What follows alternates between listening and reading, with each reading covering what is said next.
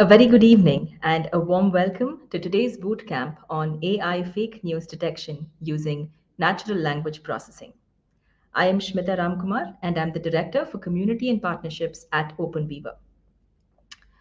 OpenWeaver is a SaaS technology company supporting over 1 million developers build their ideas faster by reusing open source software. Our vision is to reinvent digital realization. Simply put, improve the way applications are built. By investing in a unique combination of public domain knowledge and artificial intelligence, OpenWeaver is delivering smarter ways to build the digital world of tomorrow. Today's bootcamp is an integral part of our OpenWeaver community initiatives. The OpenWeaver community is a body of like-minded tech enthusiasts and open source contributors who have come together with the vision of contributing to the world of open source and sharing how complex use cases can be developed by reusing open source. Over the last few weeks, we have run several open source boot camps on a variety of topics such as building your own AR-powered e-commerce website, building your own virtual agent, basics of Python programming, building an AI model for breast cancer prediction, and many more to come. Today's bootcamp on AI fake news detection using NLP will cover the basics of NLP while also focusing on a use case created for fake news detection. Through today's bootcamp, you will realize that technology doesn't need to be complex and for sure doesn't have to be developed in silos.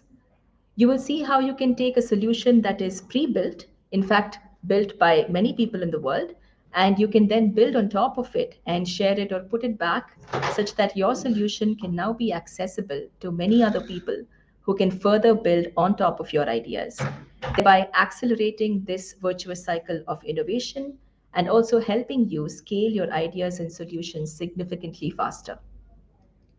You will also hear from developer enthusiasts and some young developers who and see how they have been using open source to do some social good in this world. So with that brief introduction of today's agenda, I will now welcome our mentor for today's session, Pooja Agarwal, who is a senior developer advocate with OpenWeaver. Hi, Hi, Shmita. Pooja. Welcome and thank you for putting together today's session. I know you have a packed agenda, so I'm going to hand this over to you. Thank you so much. Hello, everyone. Welcome to today's session on building a fake news detector.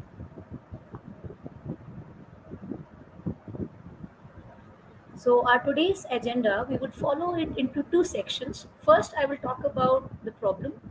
We will then get into the workflow, exactly the problem of fake news prediction. How is it important overall for each one of us? And with the help of artificial intelligence, how you can basically make it easier for you to detect, or I would say, build up tools that are going to help you detect any news as real or fake. So, misleading information has affected a lot of people around the world, and our intention today is to help you learn a model, or I would say, use a kit that you can utilize and help yourselves as well as others by contributing and changing or making some modifications into it, thereby enabling you to help many other global developers and people throughout the world with less of coding from the scratch. So we will get into the key concepts, but before that I would like to take you into our kit setup part, give you a quick heads up on it. So let's get started.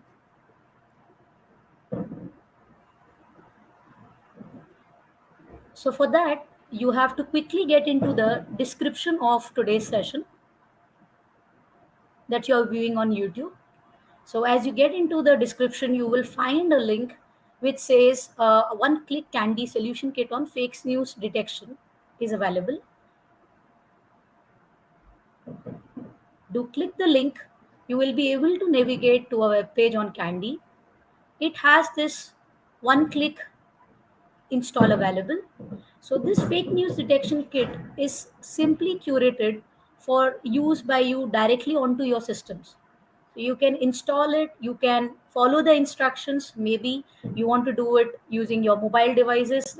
Maybe you're viewing the session using your mobile devices, so you can later on do review this video and get through the installation by following the instructions that I am currently performing. It's a simple installation where you just have to unzip, scan this batch file with your antivirus and look for any vulnerabilities. If you find any, report to us as well. So once Windows give you a notification, you can start with your kandi installation right away. So this installation of the kit will basically look for the required dependencies for this kit to run on your system. So you can minimize your screen once you are able to get onto the uh, setup part of the installation. And then we can now move back and discuss exactly what this kit is all about. Also, before we get into the details of the kit, I would like to tell you that this web page that you have used to install the kit also has a solution code provided under the kit solution source option. And then you also have listing for the development environment that you can use. It could be Jupyter Notebook or VS Code. Also, the different libraries that are used for exploratory data analysis like pandas and numpy, as well as in essential libraries for text mining like NLT and 𝗍𝗫cy have been listed down here, along with more libraries that are used to develop this kit like scikit-learn, matplotlib, seaborn, etc. So you can follow through with the help of this video, or also the instructions that are listed on this kandi kit page. So let's get back to our discussion on our today's session on fake news detection, and how overall as an individual it is important for all of us to be able to find out whether the information that has been provided to us is a real information or is it a misleading information, because only then we will be able to make informed decision, right? So you must have observed, especially during the corona pandemic, that a lot of false information was propagated through different social media accounts, and that information was basically to gain economic benefit out of your clicks. So however we don't understand, or we somehow as humans try to uh, analyze, but during this huge vulnerable period that we had, it was essential for us to clearly understand how these informations are affecting us overall. So to be honest, when you remember information regarding eating a lot of red meat or coconut oil could benefit you during the corona pandemic, could be something or a news article that you may have come across. Even Facebook during the year 2017 clearly mentioned that they are working on avoiding such misleading information being propagated through their platform. So they've started working on it and they have listed out the guidelines. Also, they're developing their own tools. Similarly, we want to talk about today how artificial intelligence and natural language processing, primarily, which is one of its key areas, help you with this problem of fake news, and how to avoid it, or I would say how to detect whether you are able to, you are not being played by some hawks or some misleading information that has been propagated. So today we will talk about a text classification problem, and it is one of those classic problems of fake news that we will try to solve with natural language processing. We've picked up a data set from Kaggle and processed it using their NLP pipeline so that we can use it into our supervised model of 𝗍𝗫, and accordingly our features can be used to get through the required output. So we want a model that classifies a given news article as fake or real. So we basically have two classes. So talking about the NLP pipeline. So first step, exactly your NLP pipeline, if you talk about, completely does the pre-processing. However, in case of Twitter tags, or where you have your hashtags or your sometimes your CSS or your metadata, alongside your data that you want to use as a data set, you need to do a lot of pre-processing of these, or you need to clean your data of these hashtags, etc.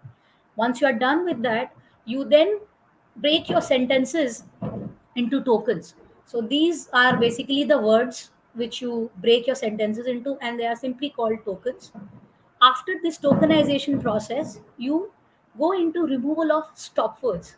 So there is a corpus which is created specifically by many of your contributors in the field of natural language processing, where they have provided uh, English stop words, specific language based stop words, which you can use to remove any is and the etc, or all sorts of these words which are of not much relevance, and we only want to keep the keywords that are important for your machine to be able to do the prediction. Then we move to the next step, which is stemming. And along with stemming, you may see that lemmatization has been placed. So the reason is, initially stemming was used to take out the root form of the word. So your word, let's take an example of this word called caring, cared, as well as say care. So these three words can, when stemmed, when we stem them, form out the word called care.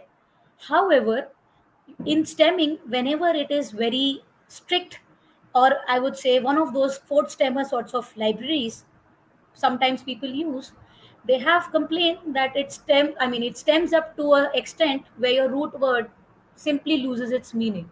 So your care becomes a car. So then the lemmatization comes into play, where it helps you sustain the grammar or the meaning behind the word that you're trying to get to, right? We are basically trying to get to the root form of the verb. And by that, we are able to basically tell the machine that if this word is present, we want to classify into say class 1 or class 2, right? Well, like we have two classes for now, binary classification is what we are looking forward to. And then you apply your TF-IDF vectorizer. So we'll talk about the TF-IDF vectorizer. It is basically the technique that is used to translate your text into a machine understandable form. So your machine won't be able to understand this complex English language, which also has a syntax to follow, right?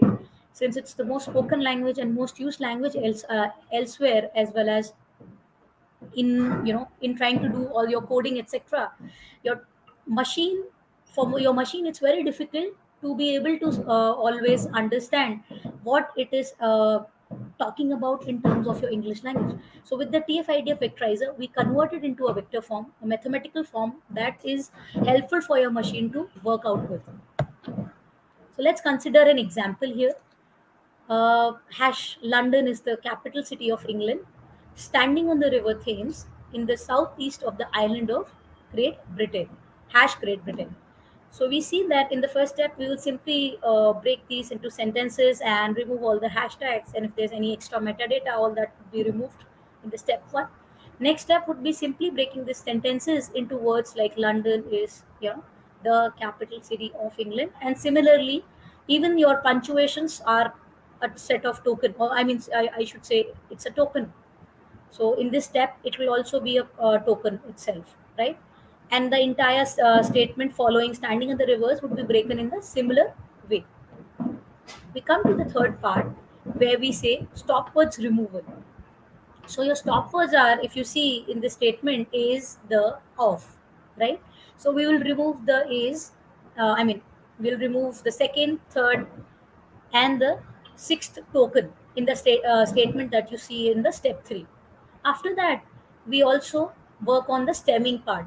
So taking an example of talking, talks, talked, all that would stem to talk. But we have already talked about that stemming and lemmatization should be uh, considered separately, and sometimes along with stemming, lemmatization is essential. Or nowadays, essentially only lemmatization libraries are called in most of the NLP pipelines. So yeah, that's the difference we are talking about at the bottom. TF-IDF vectorizer. Why do we convert our machines process text? Now we have done all the pre-processing on the text with the help of your NLP pipeline. We are done processing it. Now we want to change it into a form so that we can tell to the machine that these are the essential words, or these are the words that are present into my data set. So for that, I am using this vectorizer, which is your term frequency, inverse document frequency vectorizer. What it does, it basically converts your text into meaningful representation. So that representation is used by your machine so that further working on the algorithm can be done.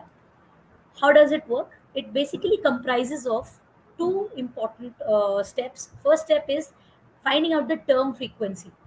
So term frequency is where we try to find the occurrence of a certain term in a document, and then we also try to calculate the inverse term frequency. Basically, if you ask me, there are various models that you can use to translate your text. It could be bag of words, it could be word to vector, it could be so many other mechanisms or techniques that you can use to translate. We've also used your sentence transformers and many other such frameworks could be used. For today's use case, we have used this TF-IDF vectorizer, and it primarily comprises of first finding the term frequency, occurrence of a term in a particular document, and then we multiply it with the inverse term frequency, where you check that how rare a particular term is in a document. So you try to evaluate the rare terms, also the term which has occurred many times using the term frequency. You take a product of both, and then you are able to say that you are basically trying to measure the importance of a particular word by using it. As say, we first calculate this term frequency, then we calculate this inverse term frequency, and by comparing this occurrence of a word within a document as well as multiple documents within which the word could be present, we state the importance of that word. So this technique we are employing for vectorization. Once you have converted the text into machine understandable form, step one is we pass it through the NLP pipeline. We do all the pre-processing as well as the stop word removal, stemming, lemmatization. Then we pass it through this vectorizer so that we can give it to the machine, and machine is able to understand the different vector forms, the mathematical forms. We are now willing to work through an algorithm, that will help you train the machine with these words which you have found as essential vectors, right? So we are using naive bias because it's one of the algorithms which is very friendly with classification problems, or I would say it gives you good results with classification problems. And currently we have a binary classification problems where we have two classes, either it's fake or it's real. And also it's a simple intuitive probabilistic algorithm. It works on your popular Bayes theorem that you would have studied back in probability. And the reason is, with the naive bias, you are also able to solve similar problems in email spam filtration. Also, you are able to provide your sentimental analysis, or I would say evaluation of restaurant reviews, where you say that a certain review is positive or negative. You may categorize it in multiple classes as well as positive, negative, or neutral. So that use case can be also very well solved with your naive bias, right? And the classifying of different articles, as we are doing for new for our fake news prediction. So the time efficiency is greatly enhanced when we are using this naive bias algorithm, and that helps us build a quick model for our prediction. So let us understand the base working of the naive bias in couple of terms, since that is not something that you need to worry a lot when you are using Python, since most of it is built up within the library, and you simply have to call it and use it into your codes. So what happens is your Bayes theorem is based on conditional probability, and it talks about the probability of an event occurring given the probability of another event has already occurred. So we say we want to find for our model today, we want to say that we want to find out the probability of a particular news being fake or say real if certain words are present, right? If a certain amount of words are present, then we want to identify a certain news as fake or real. So that is what we are going to do today. And the data set that we are using has nearly 5,000 instances, a little less than 5,000 instances. And we have a labeled data set where your one signifies that the news article is fake, and your zero signifies that your news article is real, right? So let's get started and let's try and build up the solution. So since you don't have to build it up here, we've already curated it for you, but we want to talk about the importance of open source in building up such solutions.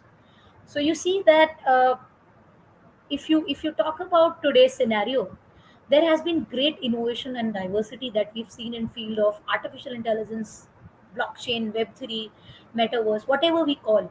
Again, the reason behind it was the use of great open source libraries, tools, and APIs, where you don't have to start everything from the scratch. You can simply pick up a repo, you can simply pick up a existing code set that you can use and save on your time and effort, and just focus on a particular part of the application that you're trying to build up. Also, the support that you get for such open source tools is huge. You're able to report your bugs. People from all around the world are contributing to help you with your problems and issues. Also, platforms like TensorFlow and PyTorch, which are widely used in deep learning applications, are all open source, right? And there has been great contributions by many developers enabling their use in most of the use cases that you see are coming up every now and then. In fact, you may want to look into one of the interesting fact that 90% of your world's code contains open source. So you believe it or not, open source is the new future, and we are already into that, where we are vouching about it and we are talking about it. So once you believe that you want to take up an open source existing repository or tool for your use, what should be your considerations, or what are the things that you should keep in your mind? It is the support as assigned, or I would say it is the required security that should be present within that particular repository or library that you're trying to use into your application. If there is a backdoor, if there is some vulnerability which will result in your application collapse, then I won't think that that is something that you would look forward to. So once you are trying to select a particular repository or library through open source, you need to understand, you need to check what kind of support it has, you need to check the level of security it has. If you have a good support and security, quality will come thereby. However, license is something that you may not be very much looking. As you are young developers, the ones who are experienced and are advanced developers, they understand the necessity to utilize a particular open source repo with the adherence to the license. If it's a permissive license, you are free to redistribute, or I would say you are free to use the application as per your own convenience. However, if it's a copyleft or a strong copyleft, or I would say it's a GNU license, etc., I mean, you have to see what category it falls into, and you may have to redeploy your application with the same license with which you had installed the version that you have used for your application development. So I guess with this, we would want to now move into building, or I would say, let's try and explore our candidate solution now.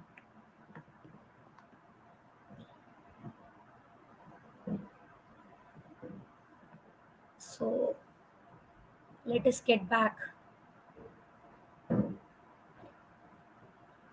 to this kit,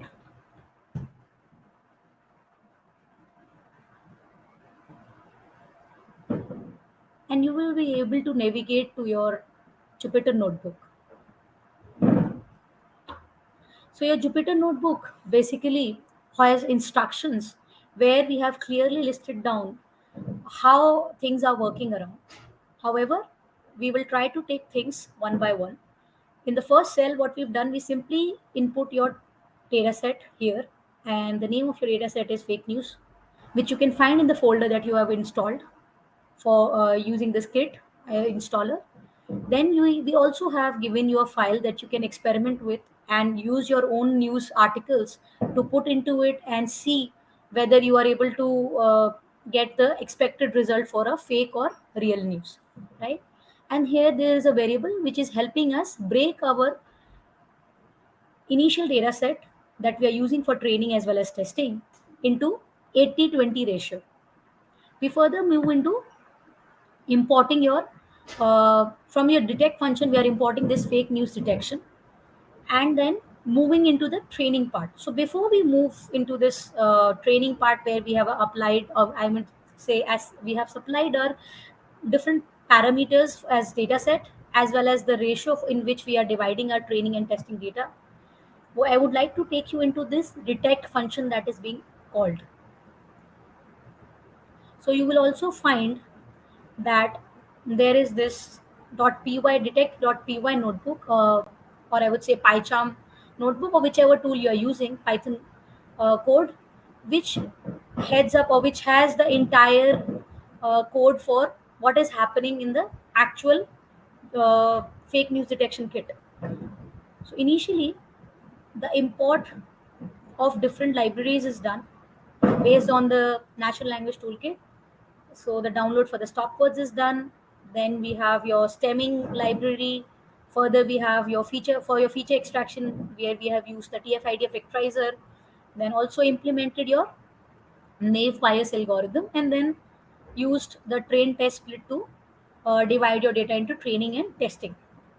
And then we have also imported the library from sklearn, or I would say function from sklearn, for having the different classification matrix listed for you.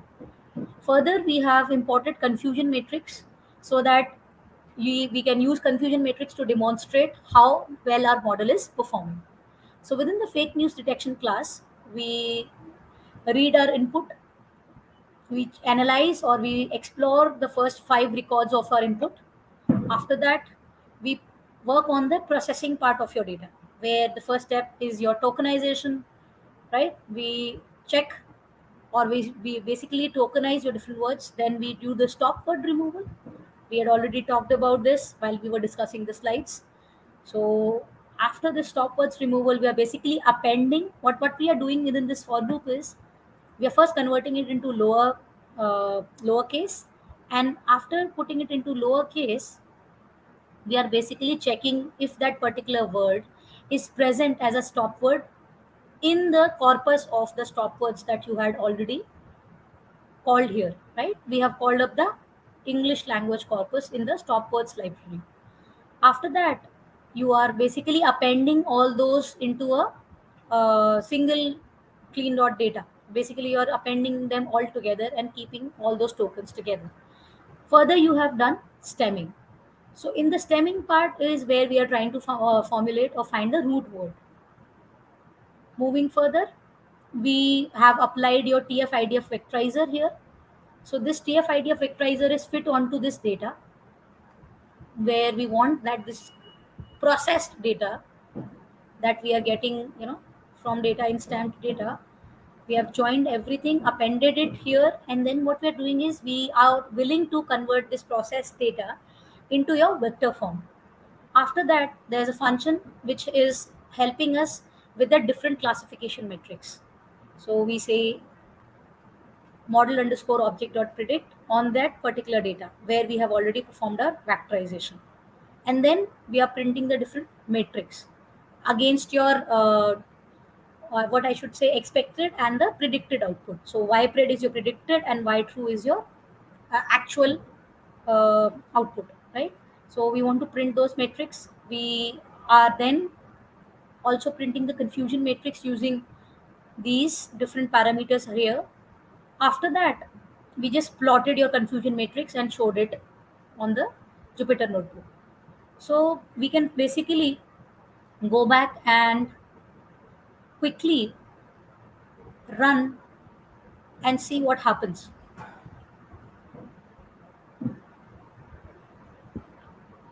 will just run this entire Jupyter notebook.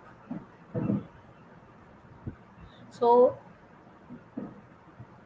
during this import, why is it taking time? It is basically unpackaging, or basically it's loading everything here. Your NLTK toolkit is being loaded, and it says it's all up to date, and then your stopwords package is primarily loaded or downloaded, so that you are able to work on the stopword removal, etc. steps. After that, we pass this input data file along with your training data into this fake news, so that your model building happens. And then we've called this detect function. So I'll help you understand, it's still running, that what exactly is happening here. So we had our data set under the name fake news, and this had two columns. One where we have this different articles or different news, and that labeling is already here for these news, whether with one signifies that it is fake, zero signifies that it is real, right? So all the work on this data set is happening. So even before we start using it, initially it had some 4986 instances and two columns. Okay, 1 minute. Initially it has this 4986 instances or rows and two columns. And what we did further, I'll just help you understand. This is where we are in the detect, and what we are doing is we are first checking its shape that I just talked about. We have some 4900 records, and then we are removing the duplicates if any.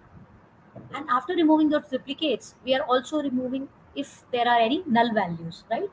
So that is what we've done here. We see there were a couple of duplicate values which got removed, and since there were no null values, you have the same number of records as well as the, yeah, same number of records, which is 4749. After that, we just checked our training data once we have applied this TF-ID vectorizer and everything, that how your training data has been transformed.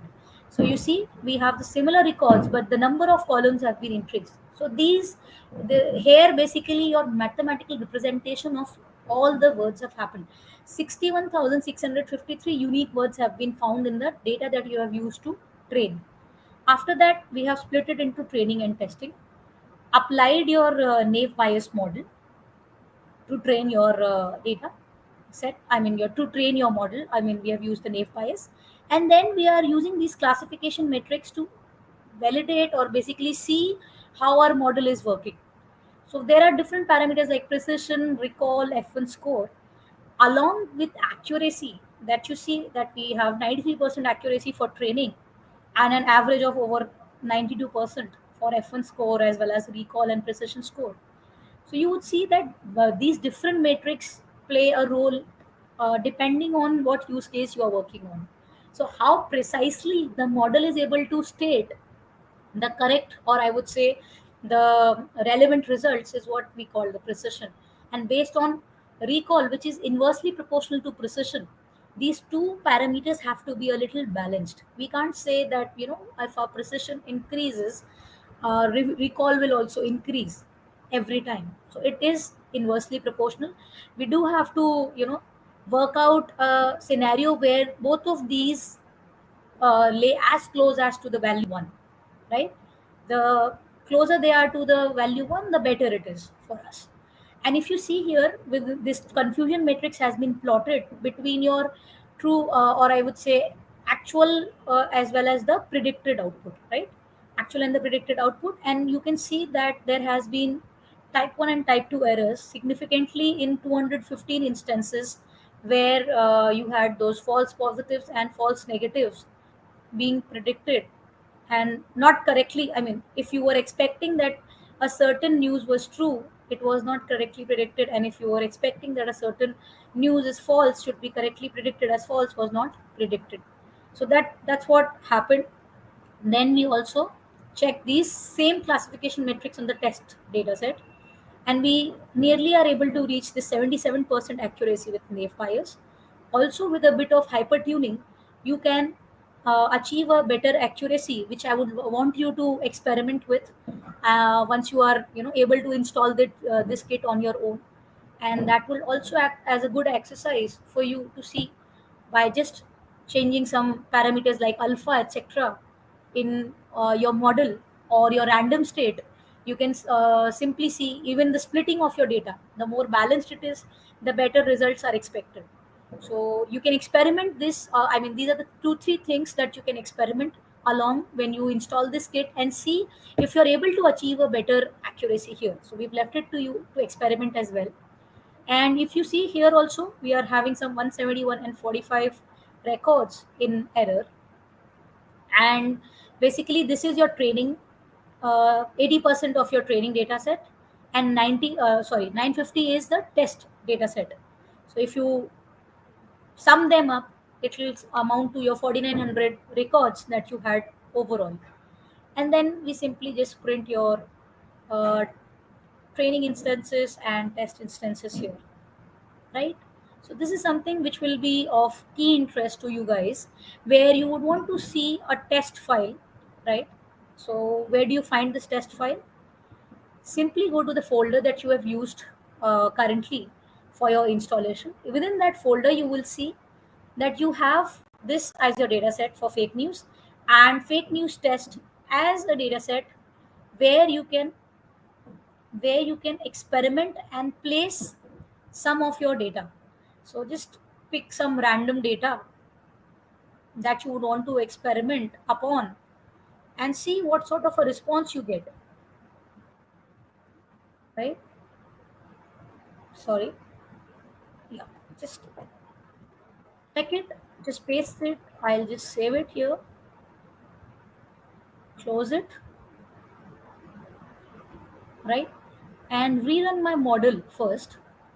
So these are based on previous, but you can see it has just 8 records, but I've increased the records. So let us just restart and check.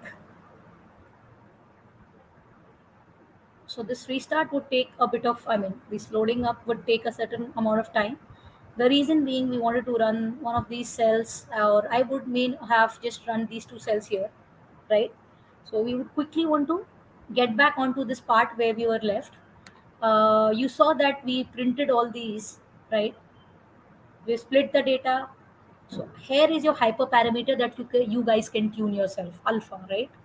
Within the multinomial naive bias, you can experiment and try and see for what alpha are you able to get a better accuracy. And you may even post in the comments and let us know that you are able to enhance the efficiency of this model or this kit already on your own for the safe naive bias. You may also implement different algorithms like linear regression, logistic regression, or whatever you feel you are able to get a better accuracy with, right?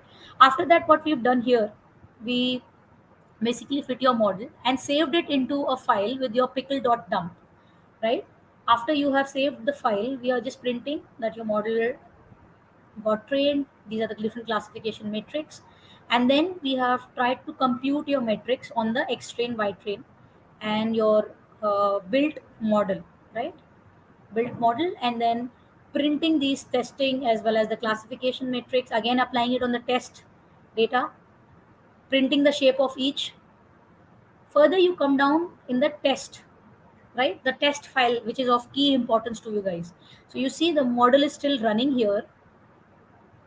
Okay, I guess it ran already. Oh, interesting.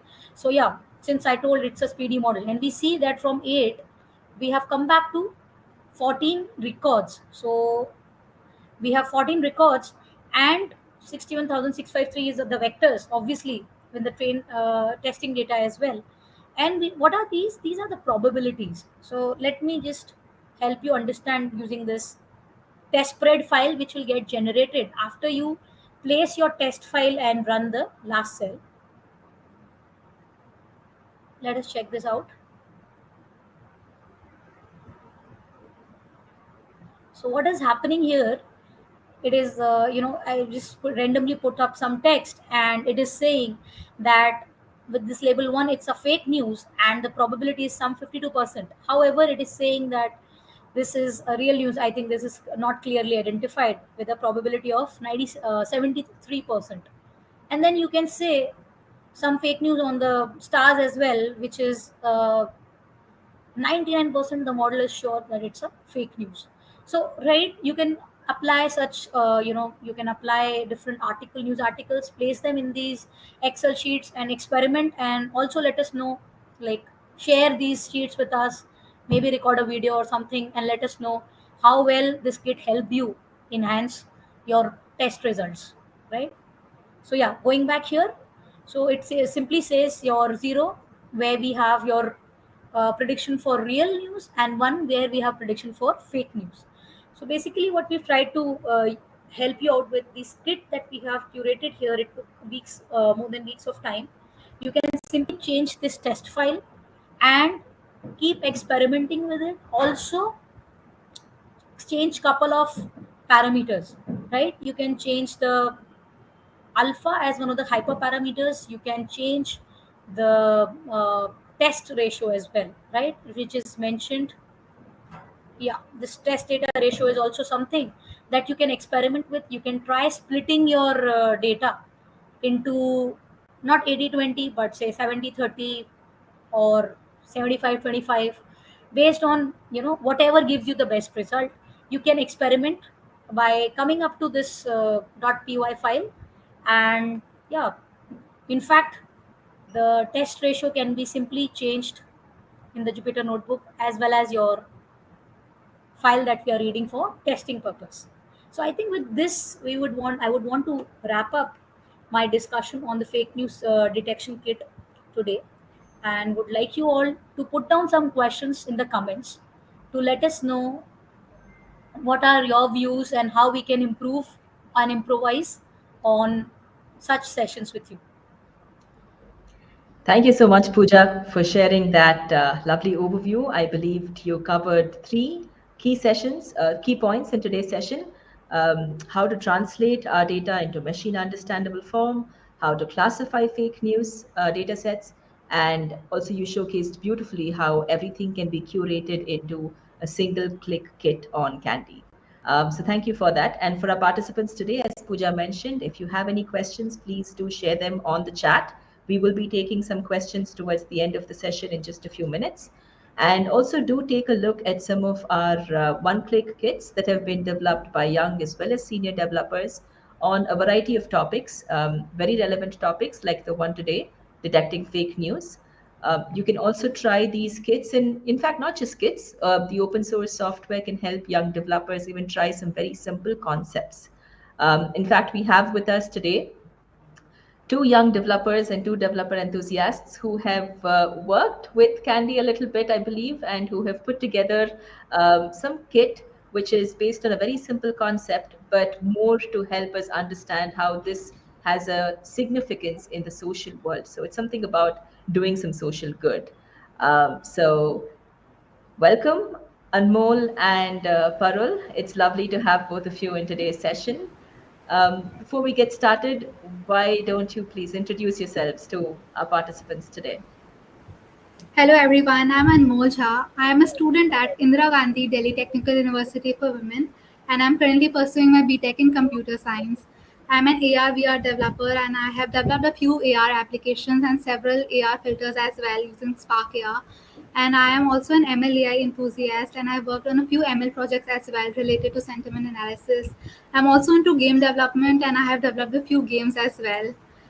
Today I'm here with my friend Parul Man. Parul and I have worked as teammates on several hackathons, and together we have worked on a few machine learning projects as well, and together we have even explored the field of augmented reality. Well, hello everybody. My name is Parul Maan and I am too a second year CSC undergrad at Indira Gandhi Delhi Technical University for Women. I'm also an AR developer like Anmol, and I'm very creative, and that really translates in my work. I've made various AR filters, AR applications, games, a bit of UI UX. Along with that, I'm also really interested in MLAI, and Anmol and I have done projects in that as well. And we're going to be starting with our fifth semester after the summer break. So we're all set to explore ML and AI throughout the summer, and we're really excited for it. Super. Right. Um, So Sorry, go ahead. So we got in touch with OpenWeaver through a hackathon they organized in collaboration with Enactus India for the Tech for Good domain. Maybe Shmita would like to talk more about that. Sure. I mean, I was actually curious because when I was talking to Anmol earlier, she just mentioned now as well that there was a hackathon that you did, but more Yeah. about tech for good. And that's where I understood that you guys developed some kind of a technology which benefited the world and was targeted towards social good. So, why don't you share a little bit about that? And yeah, and then we can have a conversation. So OpenWeaver, in collaboration with Enactus, had a Tech for Good hackathon in which our entire team participated. During that hackathon, we chose the topic of combating misinformation and developed a Hindi fake news detector. Anmol, if you could please share your screen and show our project. That'll be Yeah. Um, lovely. Yeah. yeah. Just a So second. basically, the reason we chose the conversation arena is that time COVID was rampant and there was constant circulation of resources, beds, oxygen cylinders all over the internet. And during that time, misinformation regarding these areas could have dire consequences. So that is why we really related to the problem statement and wanted to do something with spreading of misinformation.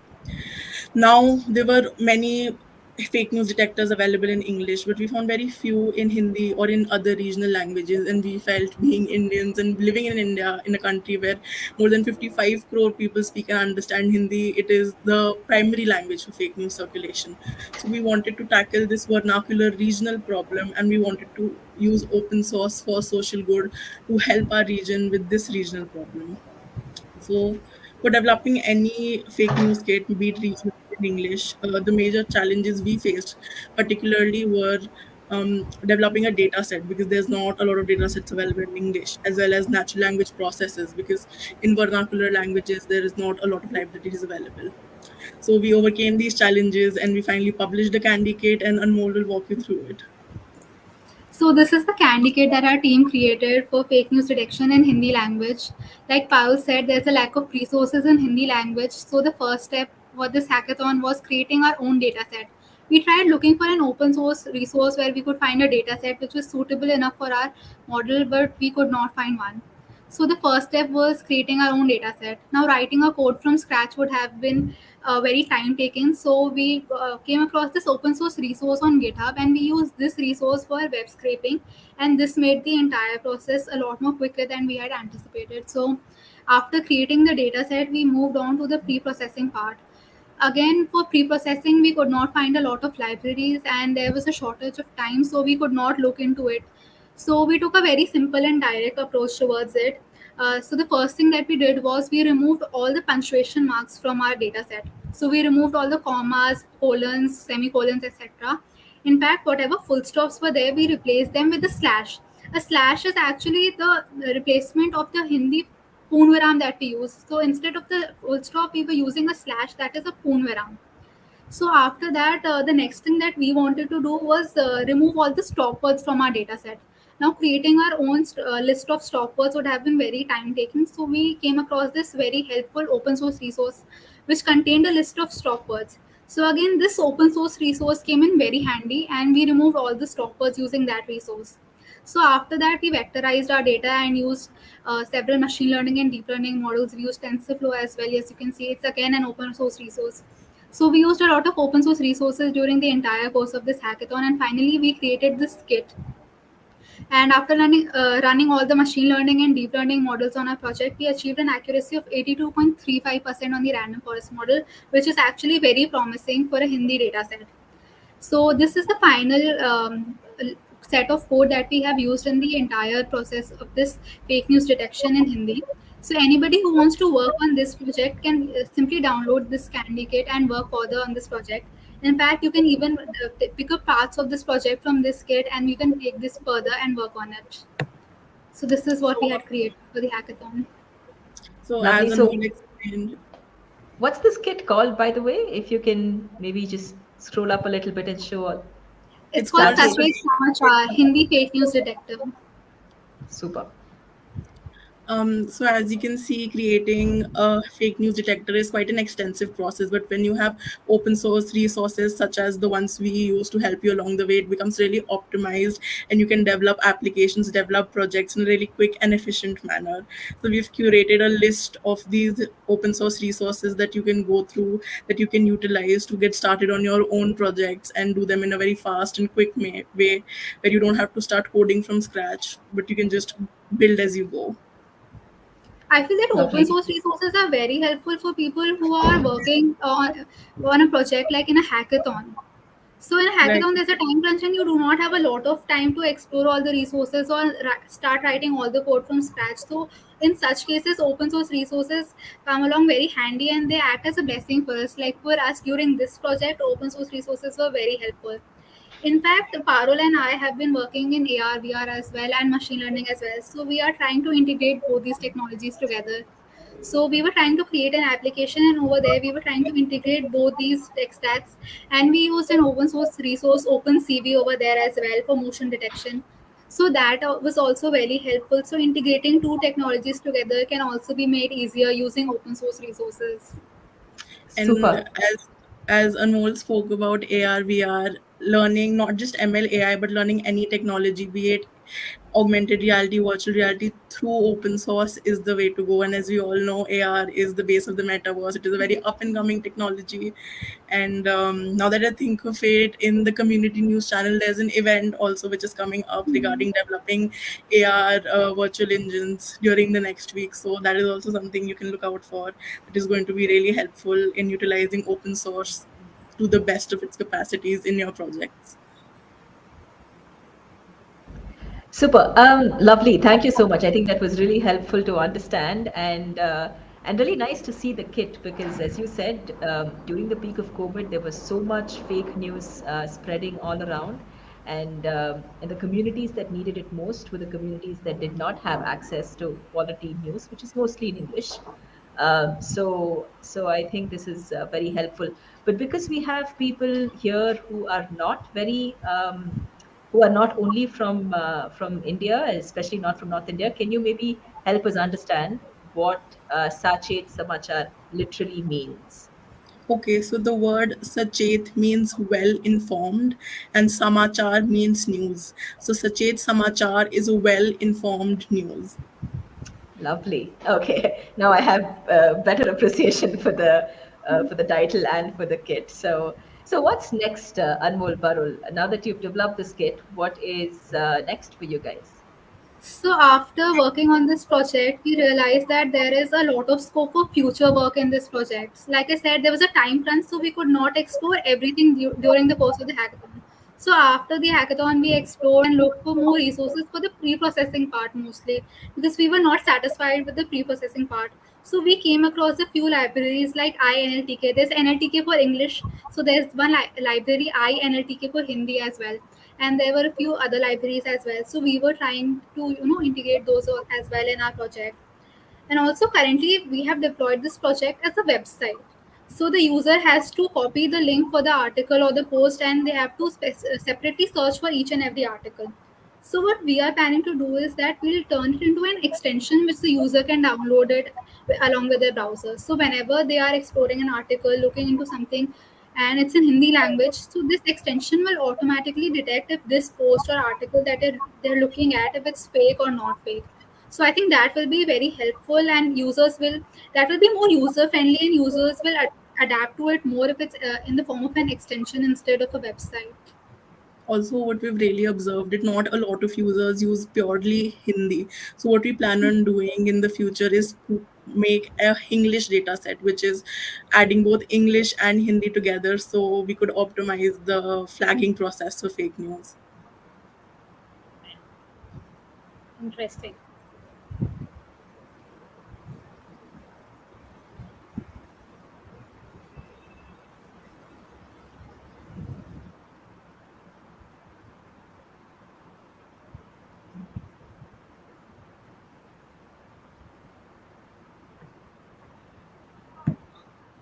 I guess, Shmita, we have some troubles with the mic.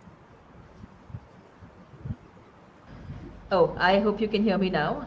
So I was Yes. just saying that it is lovely that you came up with this kit, and I think no one speaks Hindi or English alone. It's always English these days, so that's helpful. But Parul and Anmol, if you do have any other comments, anything else you'd like to share with our participants today before we wrap up, I know we have just about 5 minutes, and maybe we have a quick question from one of our attendees as well. So I think this is more for you, Pooja. We have a question from our attendees who would like to just understand a little more about how they can install the kit. So maybe if you can walk them through that very quickly, in maybe a Sure. minute, Absolutely. it'll be helpful. So I'll just quickly share my screen. So what you have to do basically, just go into the description of today's session, so that you are able to find the one click install for this session. So the kit is available here. However, if you want to explore more kits, right, you simply create your account, right, and go to this explore kits option. Within the explore kits option, you will be able to see different categories. We have some trending kits. We have various one click solution kits. There are so many different kits that you can use in the category of artificial intelligence. We have kits in blockchain and so much more, right? So if you want to explore more than just this AI fake news detection kit, you can simply use the explore kits option. And for installing, you just have to go and click on the one click installer, install this zip file, unzip it, and simply start after scanning the batch file. So what I simply did is I extracted your kit installer, and then we have this batch file which will be able to install all the required dependencies. But since we would want you to scan this at your disposal using any antivirus, etc., so that you might not put your PC at risk, right? And this, once you are satisfied, you can just click on the run anyway option or the button and go ahead with any kit installation, not just this. Maybe you can go for installation of Great. any other kits that are available in the explore kits option. Go and Candy, Lovely. sign up and check out the different kits that are available. Super. Thank you, Pooja. And thank you so much, Parul and Anmol, for joining us today and representing the larger community of developer enthusiasts like you guys. We really look forward to seeing more such kits from you, especially the one in English and the one which has AR and AI combined together. And I hope to really see those kids come up with you from you and your friends, and hopefully we can together bring your ideas and your solutions to life much faster with these open source kits. So thank you so much, both of you, and thank you, Pooja, for walking us through all of those components of today's session, and for helping everybody understand how this kit works as well. Thank you, Shmita, to you as well. Thank you. And to all our viewers and bootcamp participants, we hope you really enjoyed the session today and you found this use case presented valuable. Please note that all of you who have attended today's session are eligible for certificates. So please go to the description and you will see a link there, a form where you can fill in your details. And those of you who submit your details to us within a couple of hours after the conclusion of the session will receive certificates from us. But that link will be activated just after we conclude the session. And we will be conducting more such bootcamps frequently and regularly. So if you'd like to stay updated with our program calendar, please do join our community on Discord. You can find us by searching for 𝗵𝗶𝗴 on Discord. This community really helps us connect with you. It helps us receive feedback and also understand what topics you'd like for us to focus on in future bootcamps and much more. So it's a lovely opportunity for us all to interact with each other and learn and share with each other. So also follow us on our social media channels and stay updated on information and trends in the world of open source. With that, thank you so much for joining us today and have a very good evening. See you again soon. Bye-bye.